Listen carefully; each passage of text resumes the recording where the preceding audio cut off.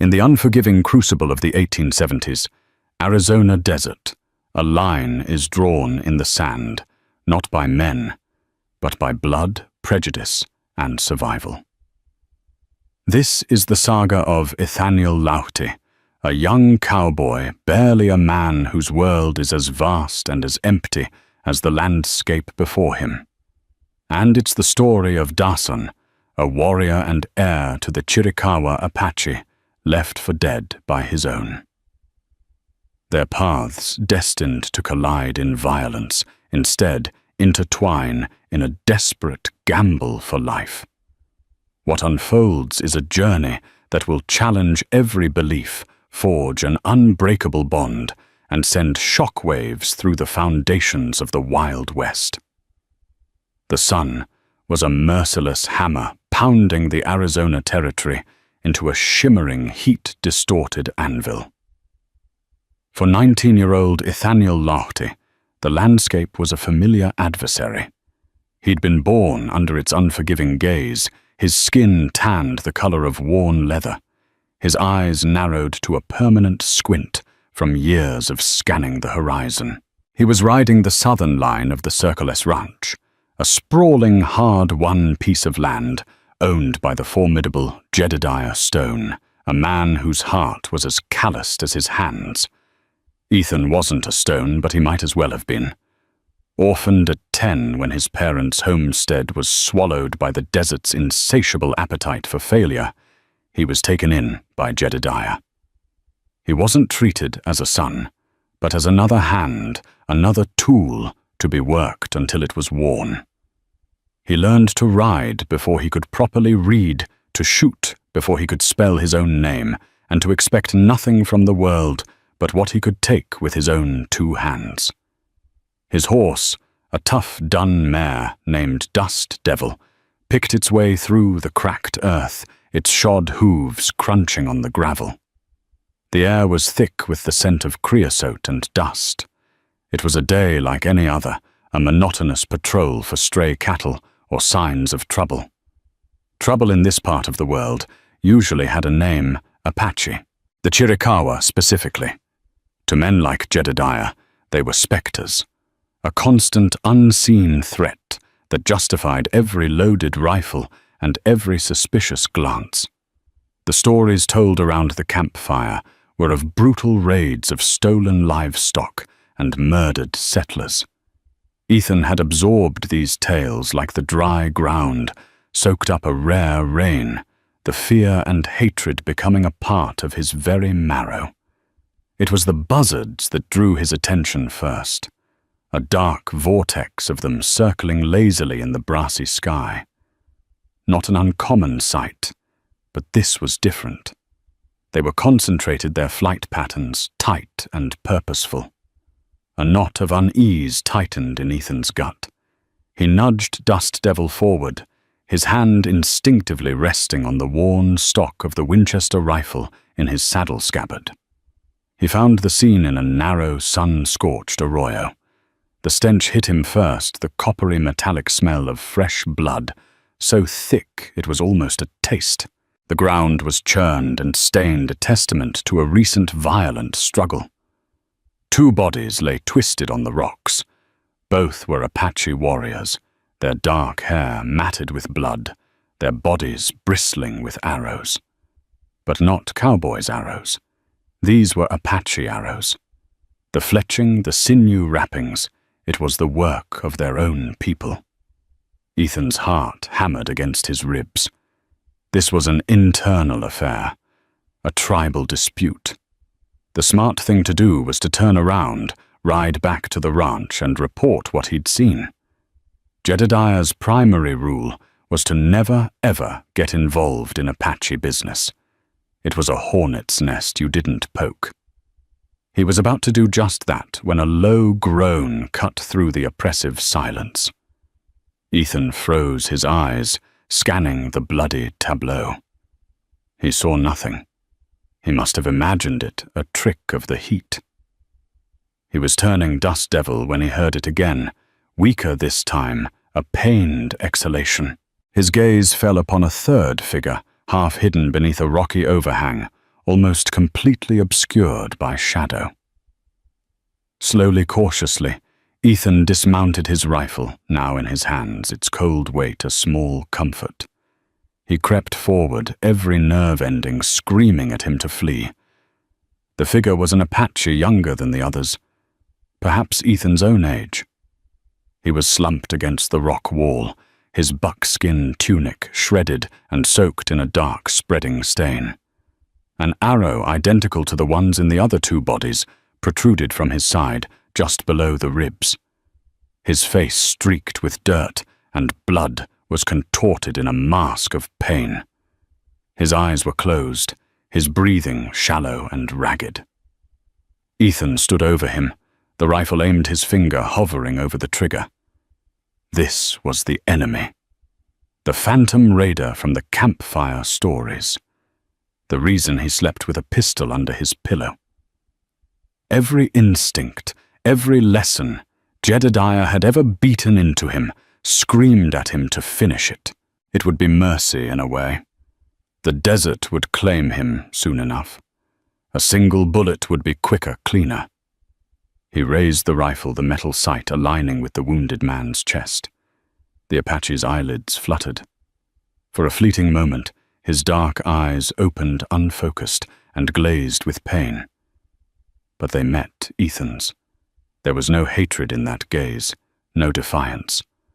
Only a raw, desperate plea for life, a look so profoundly human it shattered the monstrous image Ethan had held in his mind. In that instant, the Apache wasn't a faceless savage. He was a young man, no older than himself, bleeding out in the dirt. A war raged within Ethan, a conflict more violent than the one that had just occurred in the arroyo. The voice of Jedediah, gravelly and stern, echoed in his memory. The only good Apache is a dead Apache. But then another voice, one he hadn't heard in years. His mother's soft and gentle whispered a forgotten scripture. Thou shalt not stand by the blood of thy neighbor. Who was his neighbor? The man who gave him a roof over his head, but treated him like livestock. Or the stranger at his feet, whose only crime, as far as Ethan could see, was being on the losing end of a fight. His finger eased off the trigger. He lowered the rifle, with a curse that was half prayer, half frustration. Ethan knelt beside the wounded man. He didn't know why he was doing it. It was a fool's errand, a betrayal of everything he'd been taught. But as he looked at the young Apache, he saw not an enemy, but a reflection of his own fragile existence in this brutal land. He saw another soul fighting and failing to survive. He had to get the arrow out. He knew enough about wounds to know that leaving it in was a death sentence. Gritting his teeth, he took hold of the shaft. The Apache's eyes shot open again this time, with a flash of alarm. But he was too weak to resist. Hold still. Ethan grunted the words, feeling foreign and useless. This is gonna hurt like hell. With a swift, brutal jerk, he pulled the arrow free. A choked scream tore from the Apache's throat, and a fresh torrent of blood pulsed from the wound. The man convulsed and then went limp, his head lolling to the side. For a terrifying moment, Ethan thought he'd killed him. He pressed his fingers to the man's neck. A faint, thready pulse fluttered against his fingertips. Still alive, barely. Ethan tore a strip from his own shirt and pressed it hard against the wound, trying to staunch the bleeding. He needed water. He needed shelter. He needed to get them both out of this sun-drenched coffin of an arroyo. He looked at his horse, then back at the unconscious Apache. He couldn't just leave him here to be picked apart by the buzzards. The decision, as reckless and insane as it was, had already been made. He was going to save him. With a grunt of exertion, Ethan hauled the wounded man onto his shoulders. The Apache was surprisingly light, all lean muscle and bone, but it was still a dead weight. Staggering under the load, Ethan carried him to Dust Devil. The mare shied away, her eyes wide with fear at the scent of blood. "Easy, girl, easy." Ethan soothed his voice, strained. Somehow he managed to heave the Apache across the saddle, draping him face down like a sack of grain. The man didn't stir. Ethan swung himself up behind him, taking the reins. He cast one last look at the dead warriors in the arroyo, then at the circling buzzards, who seemed to be descending lower, as if impatient. He turned Dust Devil north, away from the Circle S, away from the life he knew. He was heading towards the Dragoon Mountains, a jagged spine of rock that offered the only real shelter for miles. He had no plan, no supplies to speak of, and a dying Apache on his horse. He was riding into the heart of the unknown, guided by a single, inexplicable act of mercy. He didn't know the name of the man he carried. He didn't know the arrow that pierced his side was an assassin's meant to rewrite the future of the Chiricahua people. He only knew that he had made a choice, and that choice had set him on a path from which there could be no return. The desert stretched before him, vast and indifferent, and for the first time in his life, Ethaniel Laughty was truly, utterly alone. The journey was a fever dream. The sun beat down, turning the world into a white-hot haze.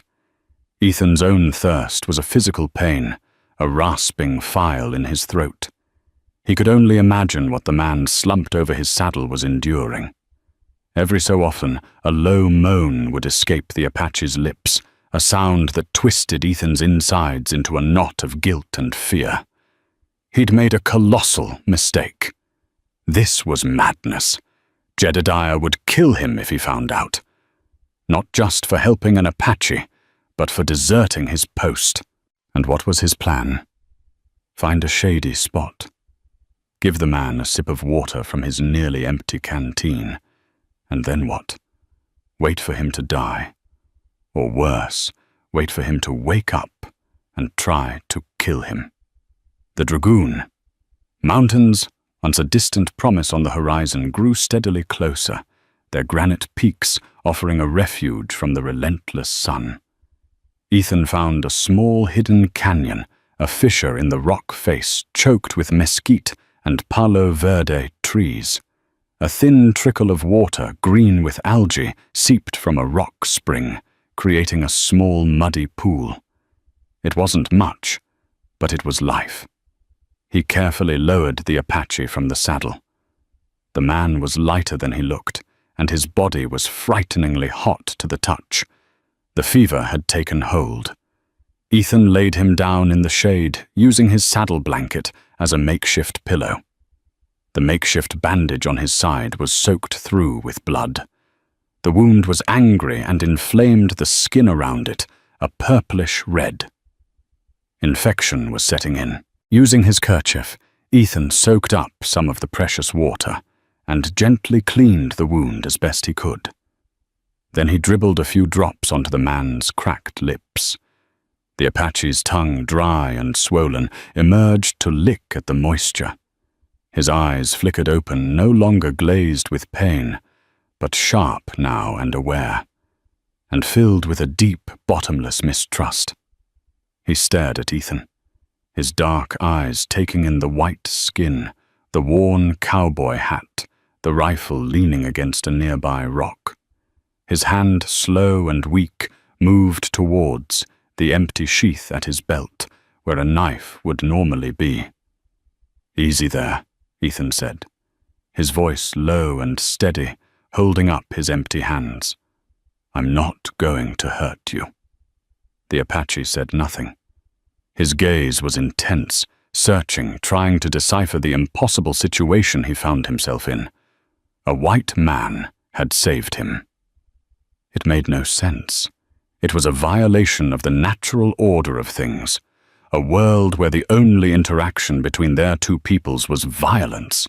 "Water," Ethan said, holding out the canteen. The man stared at it, then back at Ethan. He was too weak to sit up.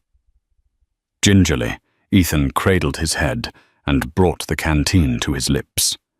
The Apache drank slowly at first, then greedily, the cool water spilling down his chin. When he was done, he slumped back. His breathing still labored, but a flicker of life returning to his eyes. They spent the rest of the day in silence. Ethan tended to Dust Devil, then sat with his back against a rock, his rifle across his lap, watching the Apache. The man watched him back. It was a silent, tense standoff, a fragile truce born of necessity. As dusk began to bleed purple and orange across the sky, casting long shadows across the canyon, the Apache spoke. His voice was a dry, hoarse whisper. Why the single word hung in the air between them?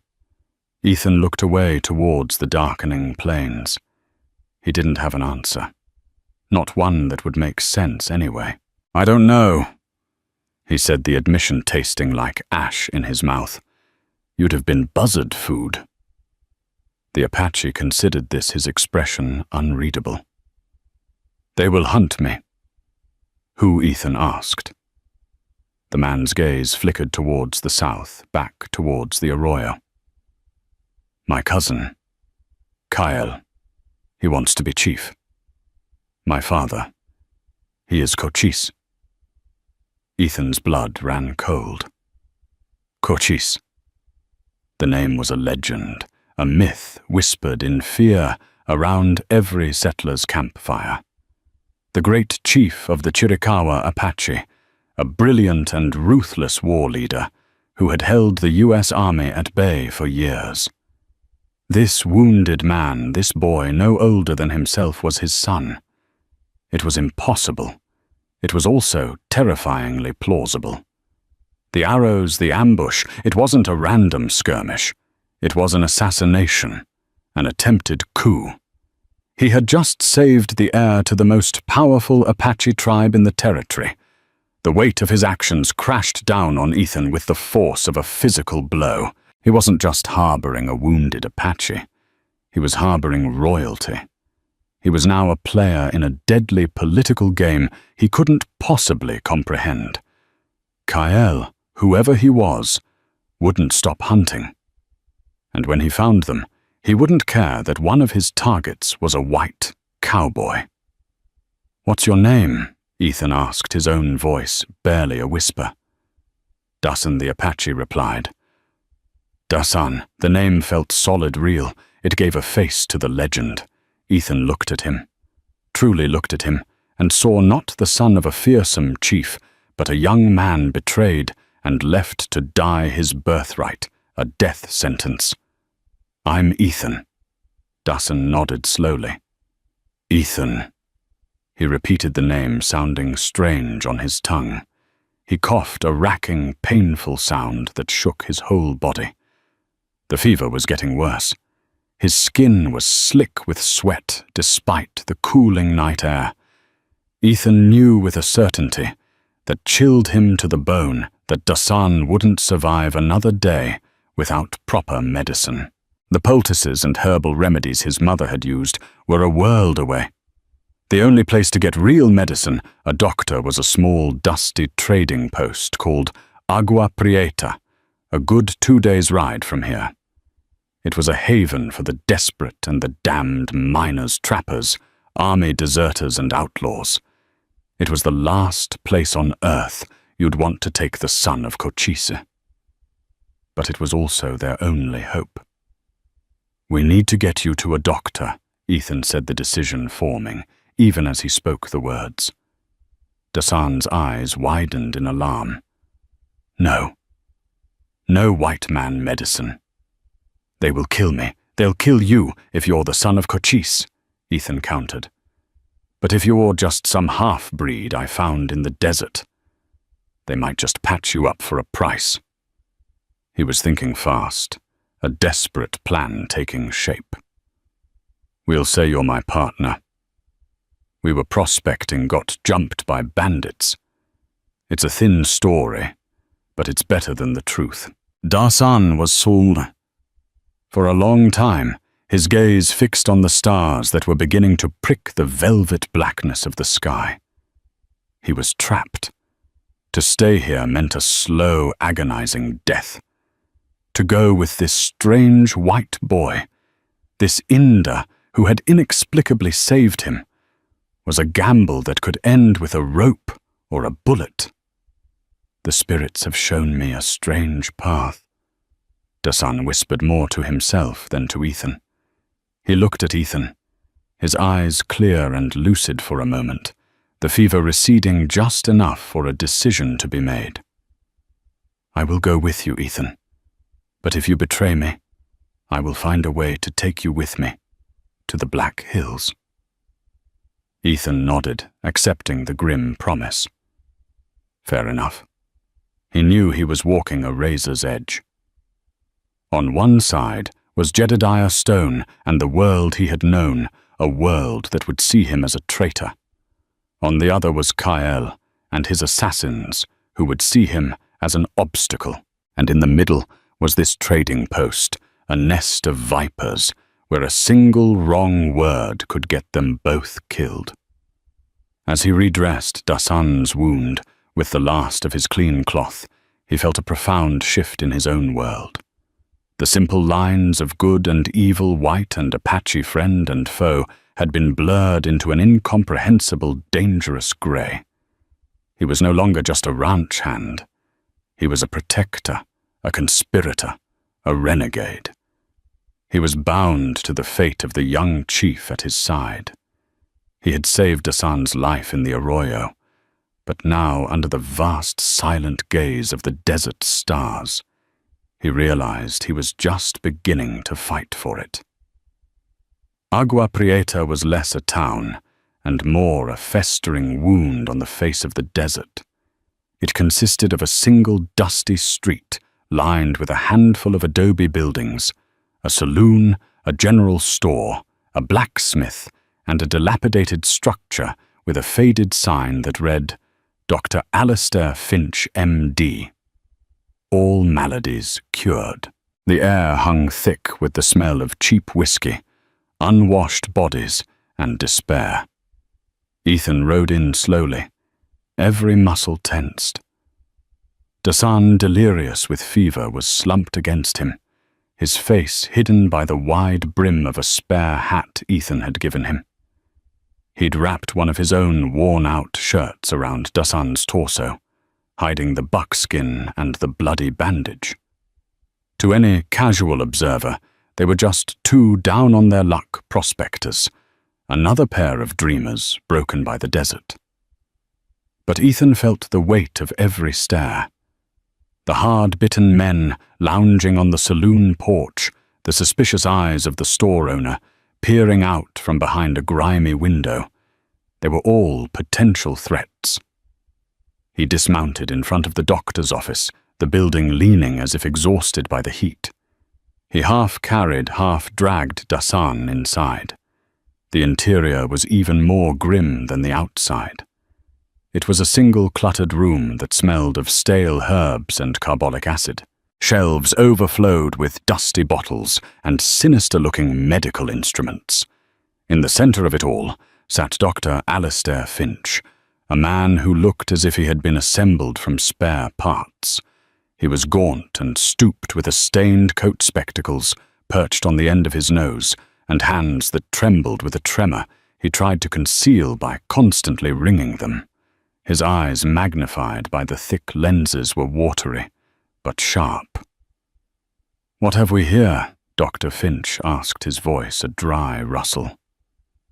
"Another fool who tried to shake hands with a rattlesnake." "Bandits," Ethan said, sticking to his story. He helped Dasan into a rickety chair. "Jumped us near the Chiricahuas. My partner, he's hurt bad." The doctor shuffled over his eyes, narrowing as he took in Dasan's fever-flushed face and shallow breathing. He peeled back the shirt, his expression souring at the sight of the angry, infected wound. "Partner, you say?" He mused, glancing at Dasan's high cheekbones, his dark hair, the unmistakable cast of his features. He has the look of the local gentry about him. Ethan's stomach clenched. His mother was Mexican. He lied, the words coming out faster than he intended. From south of the border. Dr. Finch let out a humorless chuckle. Of course she was. And I'm the Queen of England. He poked a finger near the wound, causing Dasan to hiss in pain. This is an arrow wound, not a bullet, and it's festering badly. He'll be dead by morning if that poison isn't dealt with. Can you help him? Ethan asked, his voice pleading. The doctor looked from the dying Apache to the desperate cowboy. He saw the rifle Ethan carried, the pistol at his hip. But more than that, he saw the look in the boy's eyes of fierce protective loyalty that was dangerously out of place in a world where survival was a solitary pursuit. Alistair Finch was a cynic, a man who had seen the worst of humanity, but he was also a doctor. The instinct to heal, buried under layers of alcohol and disappointment, still flickered within him. It will cost you, he said flatly. Everything you have. Ethan didn't hesitate. He emptied his pockets onto the dusty table, a few coins, a worn-out knife, the small pouch of gold dust he'd been saving for a year. It wasn't much, but it was his entire world. Dr. Finch eyed the meager payment, then sighed. Get him on the table. The next few hours were a living hell. The doctor worked with a surprising swiftness, his trembling hands becoming steady as he cleaned and debrided the wound, cutting away the poisoned flesh. He forced a foul-smelling concoction of herbs and whiskey down Dasan's throat and packed the wound with a pungent green-colored salve. Dasan thrashed and cried out, his delirium, fueling his struggles, forcing Ethan to hold him down, his own heart aching with every pained gasp. When it was over, Dasan lay still, his breathing evening out the fire of the fever, seemingly banked for now. He was alive. He's strong, Dr. Finch admitted, wiping his hands on an already filthy rag. Most would be dead. Now get him out of my sight. I don't want him here when the sun comes up. Too many questions. Ethan nodded, exhausted but grateful. He settled into a chair in the corner, his rifle across his lap, to wait. He must have dozed off, because the next thing he knew, a sound from the street jolted him awake. It was the sound of horses, several of them riding into town with a confident, arrogant swagger. A cold dread washed over him. He peered through the grimy window. 3 men were dismounting in front of the saloon. 2 were Apaches, their faces hard and cruel, their eyes scanning the street with a predator's intensity. The third was a white man, tall and broad-shouldered, with a handlebar moustache and a pair of silver-inlaid pistols strapped to his hips. He moved with the easy lethality of a hired gun. Ethan's blood turned to ice. It had to be them. Kael's men. They had tracked them. He looked back at Dasan, who was still lost in a feverish sleep. They were trapped. To run would be to draw attention. To stay would be to wait for death. The saloon doors swung open, and the 3 men disappeared inside. Ethan's mind raced. He needed a plan, a way out. He looked around the doctor's cluttered office, his eyes landing on a stack of old wanted posters. An idea desperate and dangerous began to form. He shook Dr. Finch awake. I need your help, he whispered urgently. Those men, they're the ones who jumped us. They'll kill us if they find us. The doctor's eyes widened with fear as he peered out the window. What do you want from me? He hissed. I need a distraction, Ethan said. And a back door. He explained his plan quickly, his words tumbling over each other. It was a long shot, a fool's hope, but it was the only one they had. The doctor, motivated by a potent combination of self-preservation and a flicker of something that might have been courage, reluctantly agreed. A few minutes later, the doctor stumbled out of his office and scurried across the street to the saloon, clutching a wanted poster in his hand. Ethan watched, his heart pounding, as Finch approached the hired gun. He saw them talking, the doctor gesticulating wildly, pointing at the poster, and then towards the east, away from the town. The hired gun seemed skeptical at first, but then his interest was piqued. Greed, Ethan was betting, was a powerful motivator. While the hired gun was distracted, his two Apache companions grew restless. They emerged from the saloon, their eyes once again sweeping the street. Their gaze lingered on the doctor's office on Dust Devil tied up outside. One of them pointed, and they started to walk across the street, their hands on their knives. It was now or never. Ethan grabbed a heavy glass bottle from a shelf. "Sorry about this, Doc," he muttered. With a grunt, he smashed the bottle against the wall, creating a loud crash.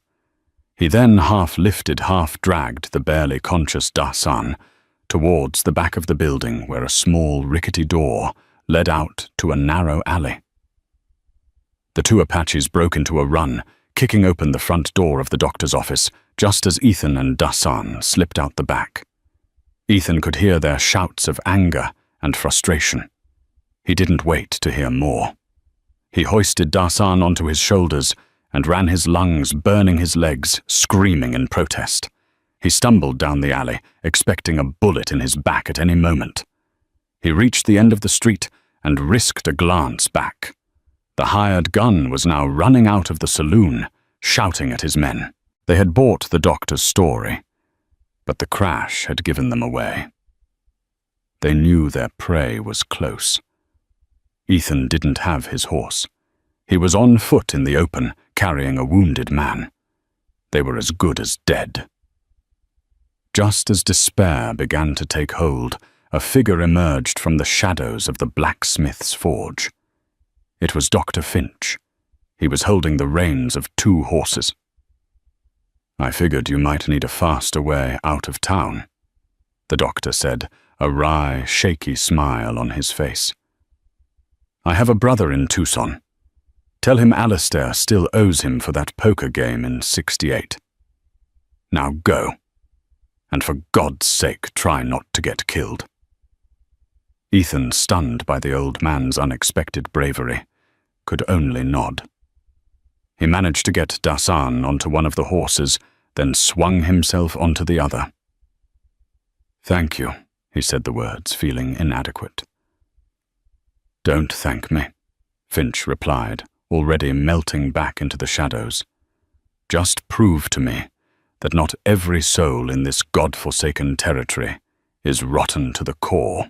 With a kick of his heels, Ethan spurred the horses into a gallop, heading west into the gathering darkness. The sounds of pursuit from Agua Prieta faded behind them. They had escaped, but they were far from safe. They were riding stolen horses with no supplies, a wounded man and assassins on their trail. Ethan looked over at Dasan, who was now conscious, his eyes clear and fixed on Ethan with a new, startling intensity. The mistrust was gone, replaced by something else, something that looked almost like respect. They had survived the Devil's Crossroads, but the desert was vast, and their enemies were relentless. The fragile alliance between the Cowboy and the Apache heir had been forged in blood and desperation. Now it would be tested by fire. For 2 days they rode west, pushing the stolen horses to their limits. The desert gave way to a broken, hilly country that offered more cover, but also more places for an ambush. Ethan's instincts were on a razor's edge. Every shadow seemed to hold a threat. Every gust of wind sounded like a pursuing hoofbeat. Dasan was recovering with a speed that was almost unnatural. The doctor's medicine, combined with his own formidable constitution, was working a miracle.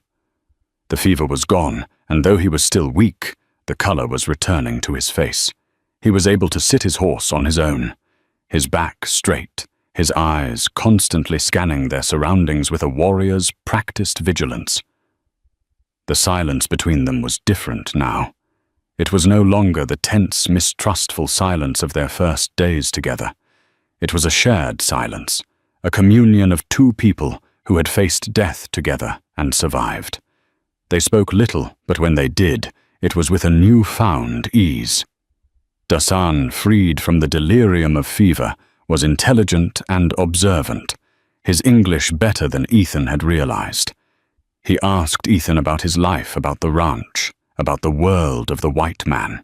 Ethan, in turn, found himself asking about the Apache way of life, about their beliefs, their customs. The monstrous caricature from the campfire stories was being replaced by the reality of the young man riding beside him. Kael. He was my father's sister's son, Dasan explained one evening as they shared a meager meal of jerky Ethan had managed to buy in Agua Prieta. He is ambitious. He thinks my father's peace talk with the white eyes is a weakness. He wants war. He wants to return to the old ways. Peace talk, Ethan asked, surprised. He'd only ever heard of Cochise as a warmonger. My father is old. Dasan said, his voice laced with a sadness that seemed too heavy for his young shoulders. He has seen too many of our people die. He knows we cannot fight the white man forever. The cannons, the endless soldiers, they are like the stars. You can fight them, but you cannot defeat them all. He sought a treaty, a piece of land that would be ours forever, and Kael doesn't want that. Dasan shook his head. He wants to be the next Geronimo. He preys on the anger of the young warriors, fills their heads with promises of glory. He thinks that by killing me, he can force my father's hand or inherit his place if my father's heart breaks. Ethan felt a chill that had nothing to do with the night air. He was caught in the middle of a civil war, a battle for the very soul of the Apache nation. His simple act of mercy had thrust him into the center of history. On the third day, their luck ran out. As they crested a low rise, Ethan saw it, a familiar brand on a familiar steer. The Circle S. They had ridden in a wide loop, and in their desperate flight had ended up on the far western edge of Jedediah Stone's vast ranch. It was the last place on earth he wanted to be. He was about to turn back when he saw the riders. A posse of them, at least a dozen, fanned out in a search pattern, and at their head, on a big black gelding, was Jedediah himself. There was nowhere to run, nowhere to hide. They had been seen. Jedediah and two other men broke off from the group and galloped towards them, their rifles drawn. Ethan's heart sank. This was it. The end of the line. "Hold on," Ethan said to Dasan under his breath. "Let me do the talking. And for God's sake, try to look half Mexican." Jedediah pulled his horse to a skidding halt a few yards away, his face a thundercloud of rage. His cold blue eyes swept over Ethan, then lingered on Dasan with undisguised contempt. Laughty, he snarled the name, an epithet. "I ought to shoot you where you sit. Deserting your post, stealing my property." He gestured with his rifle towards the stolen horse Ethan was riding. It was, by a stroke of cosmic bad luck, a horse from the Circle S stables that had been stolen weeks ago. "It's not what it looks like. Mr. Stone." Ethan began, his voice shaky. "It looks like you've thrown in with the savages." Another ranch hand. A burly man named Cole spat out his rifle, aimed squarely at Dasan's chest. "He's not Apache," Ethan lied, his voice gaining a desperate strength. He's a prospector. We were partners. We got ambushed. Jedediah laughed, a harsh, ugly sound. A prospector boy. You think I'm a fool? I can smell an Apache a mile away. I know who he is. We found the bodies in the arroyo. We followed the tracks. You've been harboring the devil himself. The blood drained from Ethan's face. They knew. He's the son of Cochise. Jedediah said, his voice dropping to a low, dangerous growl. There's a bounty on his head from the army. A big one. Enough to set a man up for life. His eyes glinted with avarice. You should have killed him when you had the chance, boy. Would have been the smartest thing you've ever done. Now you're just a loose end. The unspoken threat hung heavy in the air. Jedediah wasn't just going to take Dasan. He was going to kill Ethan to cover his tracks, to make it look like he had been the one to heroically capture the Apache prince. Ethan looked at Dasan. The young chief's face was a mask of calm, but his hand had crept to the hilt of the knife Ethan had given him. He would not be taken alive. In that moment, something inside Ethan snapped. He was tired of being Jedediah's tool, his whipping boy. He was tired of the hatred, the prejudice, the casual cruelty that men like Stone used to justify their greed. He had seen a different world in his time with Dasan, a world of honor and loyalty, a world where a man's worth wasn't measured by the color of his skin. He made his choice. He slowly raised his hands as if in surrender. All right, Jedediah, he said, his voice calm. You win. He's all yours. Jedediah smiled a predator's smile. Wise decision, boy. He nodded to Cole. Take him. As Cole moved his horse forward, Ethan acted.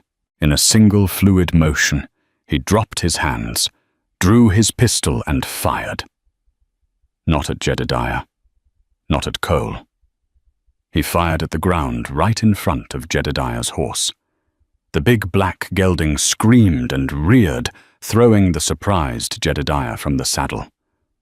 At the same instant, Dasan flung his knife, a silver blur, that buried itself in the shoulder of the third rider, causing him to cry out and drop his rifle. Go, Ethan yelled, firing another shot that sent Cole's horse bolting. He spurred his own mount, grabbing the reins of Dasan's horse and pulling him along. They galloped away, leaving a scene of chaos behind them. Jedediah was on the ground, cursing his men in disarray.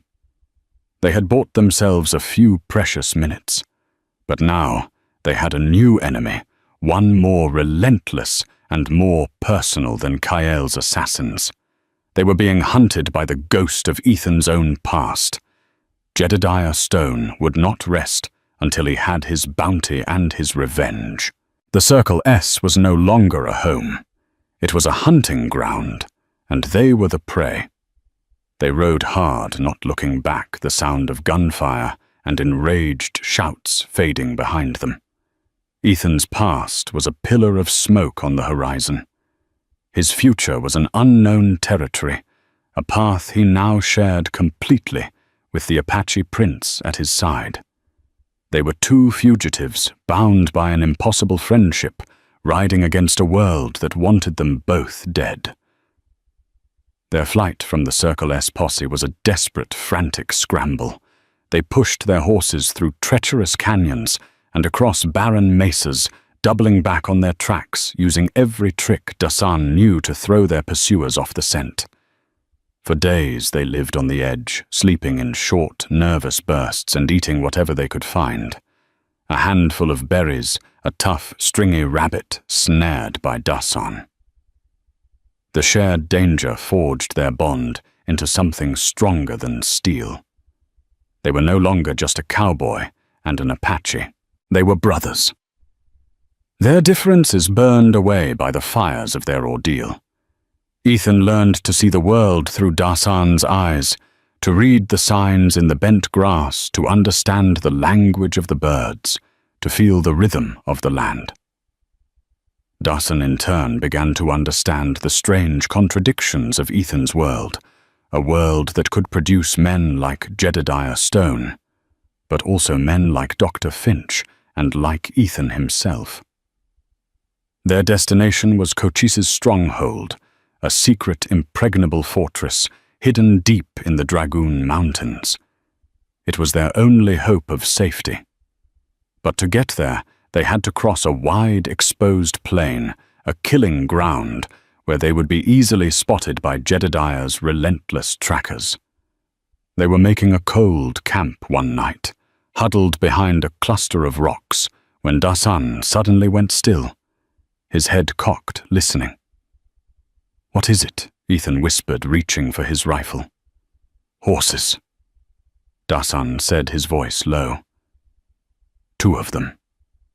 Coming slow." They scrambled into a defensive position, their weapons ready. A few minutes later, 2 figures emerged from the darkness. They were Apaches, but they didn't look like Kael's warriors. They were older, their faces etched with the lines of hardship and wisdom. They stopped when they saw Ethan and Dasan, their hands raised in a sign of peace. One of the men spoke, his voice deep and resonant. "We are of the people. We followed the signs of the hunted. We seek the one called Dasan." Dasan stepped out from behind the rocks, his shoulders back, his expression regal.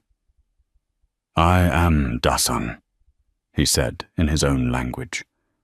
The 2 warriors' eyes widened, and they slid from their horses, bowing their heads in a sign of profound respect. They were loyalists sent by Cochise himself to search for his missing son. The news of the ambush had reached the stronghold, and the tribe was in turmoil. Hope, bright and overwhelming, surged through Ethan. They were saved. The warriors, whose names were Chato and Nache, led them on a secret path through the mountains, a trail so narrow and treacherous that Ethan was sure his horse would plummet to its death at any moment. They traveled for another day, climbing higher and higher into the granite peaks until they arrived at a place that took Ethan's breath away. It was a hidden valley, a green oasis surrounded by towering cliffs of red rock. Waterfalls cascaded down the rock faces, feeding a clear, rushing stream. Wickups, the traditional Apache dwellings, were scattered amongst the trees. It was a place of peace and beauty, a sanctuary that felt a world away from the harsh desert below. But the welcome they received was not what Ethan had expected. As they rode into the village, people emerged from their homes, their faces a mixture of joy and suspicion. They cheered for Dasan. Their lost prince returned, but they stared at Ethan with open hostility. He was an Inda, a white eye, the enemy. His presence here was a sacrilege. They were taken to a large wicker-up in the center of the village. Inside, seated on a pile of furs, was a man whose presence filled the entire space. He was old, his face a magnificent ruin of wrinkles and scars, but his eyes were black and piercing, burning with an intelligence and power that was almost terrifying. It was Cochise. Dasan rushed to his father, and the 2 embraced a rare show of emotion that spoke volumes of their love and respect for one another. Then Cochise's burning gaze turned to Ethan. "My son tells me you saved his life." The chief said, his English slow and deliberate, each word carrying immense weight. "He would have done the same for me," Ethan replied, his voice steady, despite the hammering of his heart. Cochise studied him for a long moment. "You are the first of your kind to stand in this place as a friend. Many have tried to find it. All have failed." He paused. "My son's life is a debt I can never repay. You are welcome in my home. You will be safe here." But safety was a complicated thing. While Cochise had accepted him, many others had not. A warrior with a cruel, scarred face and a palpable aura of menace stepped forward. It was Kael. He had returned to the stronghold, feigning ignorance of the ambush, pretending to mourn his cousin. His eyes bored into Ethan with pure, unadulterated hatred. "A white man in our sacred place," Kael sneered, his voice dripping with contempt. "He is a spy, a liar. He led the White Eyes to our doorstep. He is the reason Jedediah Stone now knows our weakness." He pointed an accusing finger at Dasan. "And you bring this snake into our midst. You are weak like your father. Your heart has been softened by their poison." A murmur of agreement went through the crowd of warriors gathered at the entrance. The tribe was divided. Many of the younger men, swayed by Kael's promises of war and glory, saw Ethan's presence as a taint and Dasan's friendship with him as a betrayal of their people. "Ethan is my brother," Dasan declared, his voice ringing with conviction as he stood beside Ethan. "He has proven his honor." Kael speaks with a forked tongue. "It was his arrows we found in the bodies of my guards. It was his assassins who left me for dead." The accusation hung in the air, electric and deadly. Kael's hand went to his knife. "You lie." "Then prove it," Cochise said, his voice cutting through the tension like a razor. "We will have a trial, not of words but of skill, a challenge. Kael, you will face the White Eye to the death." A shocked silence fell over the Wickup. Ethan's blood ran cold. A trial by combat. Against Kael, a seasoned and ruthless Apache warrior. He was a decent shot with a rifle, but up close with a knife. He wouldn't stand a chance. "No," Dasan said, stepping forward. "The quarrel is with me. I will fight him." "No, you will not," Cochise said, his voice firm. "You are not yet healed, and this is not just about your honor. It is about his." He looked at Ethan. "Kael says you are a snake. The people must see what is in your heart. Will you fight?" Ethan was trapped. To refuse would be to prove his cowardice, to dishonor both himself and Dasan. To accept was almost certain death. He looked at Dasan, saw the fear and desperation in his friend's eyes. He looked at Kael, saw the triumphant, murderous gleam in his. And he looked at Cochise, whose expression was unreadable, ancient and wise. He was no longer just a cowboy from the Circle S. He was a symbol. His actions here in this sacred place would have consequences that rippled far beyond his own life. With a deep breath, he met Cochise's gaze. "I will fight, Ethan," said his voice, clear and strong. The die was cast. In the heart of the Apache sanctuary, the orphan cowboy from the white man's world would face the would-be chief in a battle for his life, his honor, and the future of a nation. The fragile peace was about to be shattered, and the sanctuary of scars would bear witness to one final bloody conflict. The arena, a natural amphitheater at the base of the cliffs, pulsed with a tense silence.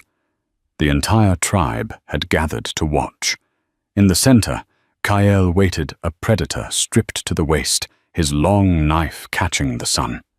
He moved with a brutal grace, his eyes locking onto Ethan with undisguised malice.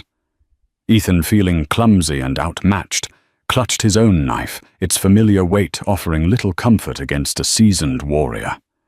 He was a ranch hand, not a killer.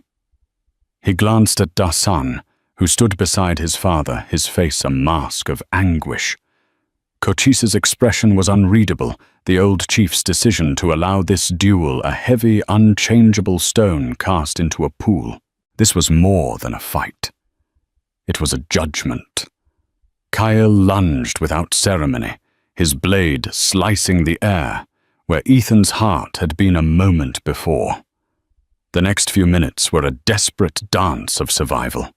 Ethan was purely on the defensive, dodging and weaving his speed, his only advantage against Kyle's superior skill and strength. The warrior was toying with him, landing small cuts, a nick on the arm, a gash on the cheek, drawing out the kill, savoring the fear in the white man's eyes. Ethan's lungs burned. He was tiring, and Kyle saw it, a cruel smile spreading across his face as he moved in for the final blow. As Kyle lunged with a powerful overhand stab, Ethan remembered Dasan's words from a cold night on the trail. Let his rage be his undoing. A charging bull is blind. Instead of retreating, Ethan ducked under the blow, stepping inside Kyle's guard. In that split second, he slammed the pommel of his knife into Kyle's throat. The warrior staggered back, gagging his eyes wide with disbelief at the brawler's move. Before Kyle could recover, Ethan kicked his knee hard. A sickening crunch echoed in the silent arena, and Kyle collapsed, his knife skittering into the dust. Ethan stood over him, knife at his throat, chest heaving. He had won. He could end it. He could kill the man who had tried to murder his friend. He looked into Kyle's eyes and saw not a proud warrior, but a man consumed by pathetic fear. The voice of Jedediah Stone, a ghost from a life he no longer knew, whispered in his mind, "The only good Apache is a dead Apache." He raised the knife. But then his eyes found Dasan's. His friend was shaking his head, a silent, desperate plea. He looked at Cochise, whose stoic face held a flicker of what looked like approval. Ethan's arm trembled, the desire for vengeance warring with the man he had become. He lowered the knife. "He is beaten," Ethan declared, his voice ringing with newfound authority. "Let him live with his shame." He turned his back on the defeated warrior and walked away. A murmur of respect rippled through the crowd. He hadn't just won. He had shown mercy, a strength greater than any skill with a blade. Later, Cochise summoned them. Kyle and his few followers were banished, sent into the desert in disgrace. The tribe was united. "You have a warrior's heart, Ethaniel Laughty," the chief said, his voice resonating with respect. "But your path lies elsewhere. You walk between two worlds." He described a hidden valley to the north. "The land is good. You can build a new life there. No one will bother you. I will see to it." It was a gift beyond price, a new beginning, free from the ghosts of his past. When the day came for Ethan to leave, Dasan walked with him to the edge of the sanctuary. Dressed in fine buckskin, with a strong horse and full saddlebags, Ethan was a different man from the boy who'd stumbled into the arroyo. "I will not forget this." "My brother," Dasan set his hand on Ethan's shoulder. "I was just returning." "A favor," Ethan replied. "You taught me how to see, and you taught me that courage is not bound by the color of a man's skin," Dasan said. "My father is old. Soon there will be a new chief of the Chiricahua, a chief who has a white-eyed brother." The promise hung in the air between them, a bridge across their two worlds. With a final shared look, Ethan swung onto his horse. He turned north towards a future he had earned not with a gun, but with a single act of mercy. He was Ethaniel Laughty, the man who walked between worlds, the cowboy who had carried an Apache chief, and in doing so had found himself. The story of Ethaniel Laughty and Dasan is more than just a tale of the Old West. It's a timeless testament to the power of human connection to transcend prejudice and hatred. It reminds us that our choices, even the small, seemingly insignificant ones, can have profound consequences, shaping not only our own destinies, but the course of history itself. Their journey through the desert was a crucible that forged an unbreakable bond and planted the seeds of a peace that would one day bloom. If this story of courage, sacrifice, and unlikely friendship moved you, please give this video a thumbs up and share it with someone who appreciates epic historical dramas. Don't forget to subscribe and hit the notification bell so you don't miss our next journey into the untold stories that shaped our world. Thank you for watching.